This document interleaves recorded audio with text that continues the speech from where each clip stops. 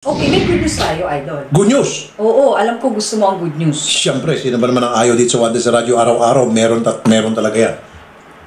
Kundi may nagsole, accomplishment report, at action sa text. Action sa text, oo. Sige.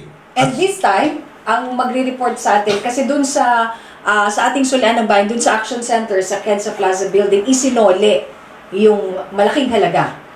Malaking halaga, as in malaking-malaki. As in malaking-malaki. At ngayon lang daw ito kakasoli pa lang. At ang may-ari, isang high-profile celebrity. O yun. Ba, high-profile talaga. Sige nga, sino ba itong high-profile celebrity na may-ari ng bag na isinuli sa Action Center? Shane. Hello sir, good afternoon po.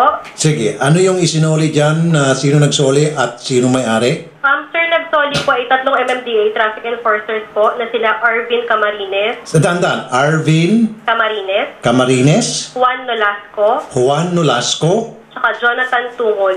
Jonathan Tungol. Ano sila, mga traffic enforcer? Yes po, MMDA po sir. MMDA traffic enforcer. Arvin Camarines, Juan Nolasco, Jonathan Tungol.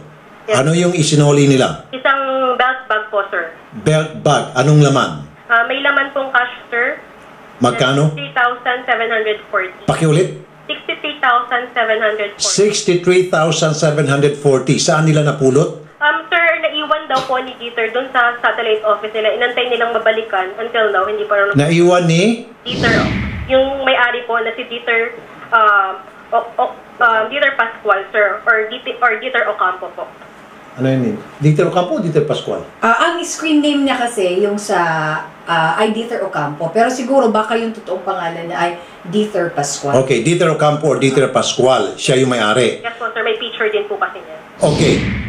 Bakit naiwan ni Dieter Ocampo yung bag sa mga MMDA? Sa mga nagsoli sa atin, nahuli nila sa isang traffic violation po si Mr. Dieter Ocampo. And then, ikinontest dun sa satellite office nila, naiwan yung bag, and tinabi nila, inantay nilang balikan. And after that, hindi pa rin po nababalikan after almost 2 weeks. Sir. Okay. Nung mahuli si Mr. Ocampo ng MMDA, pumunta siya sa MMDA para i-contest yung pagkahuli sa kanya. Yes po, sir. Okay. So, along the way, inantay nilang balikan yung bag dun sa office kasi tinabilang po nila doon. Until now po. so habang nagpipil up siguro siya ng form o kung ano man ginagawa yung transaction sa MMDA, naiwan niya yung kanyang belt bag na naglalaman ng 63,000. Yes po. Okay. Tapos ngayon, naantay nila na balikan, hindi na binalikan. Until now, hindi pa rin. And wala naman po sila, sir, makuha ang contact number dun sa bag. Kaya pinagkatiwala po nila sa atin na i-turn over po ulit sa tamang may-ari. Okay.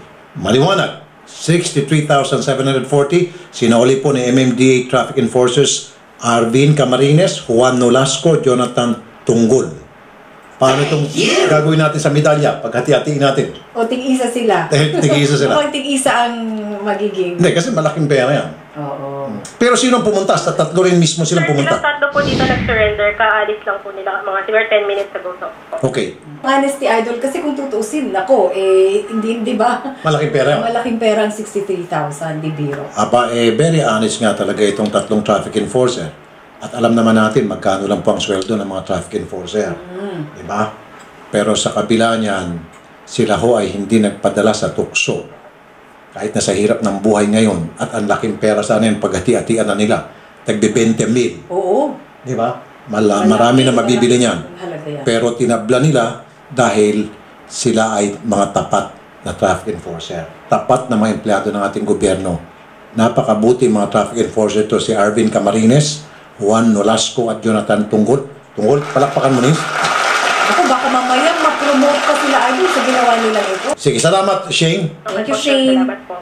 Dahil nga, Idol, noong last July 28, 2016, itong tatlong magigiting natin ng mga MMDA enforcers, mga traffic constables na si Mr.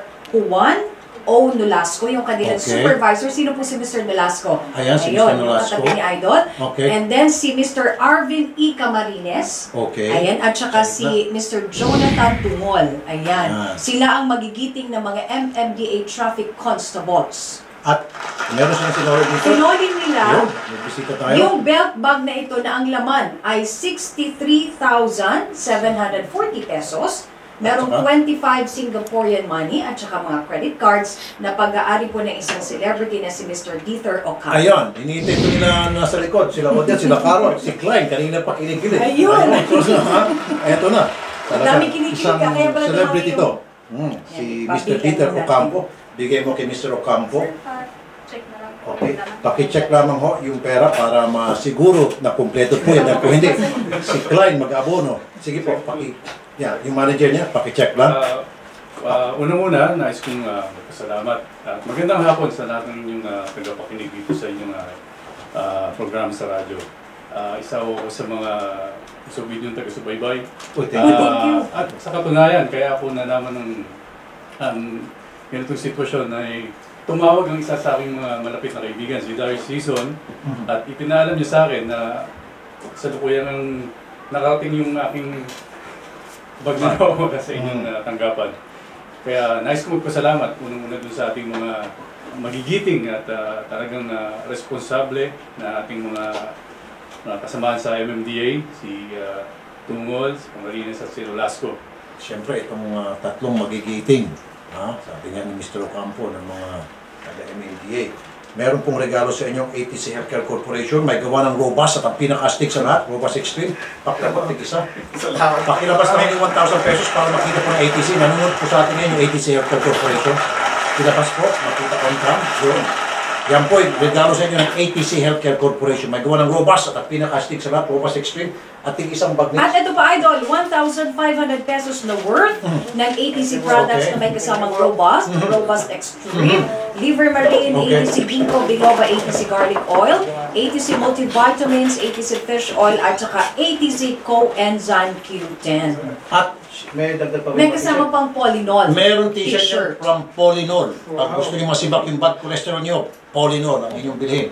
At pati sa cellphone. Naubusan daw. Hindi, Na-out of natin. stock. Tupalo yung... Tupalo po yung car mount holder mula sa Cellboy kasi naubusan po out of stock. At saka tapusan mo ng buwan, babalik ko kayong tatlo rito para magtanggap po kayo ng medalya at saka plaque. At napakarami pang regalo mula sa mga sponsor. Yes. Dahil po sa inyong katapatan. It pays to be honest. Thank you. Ayun.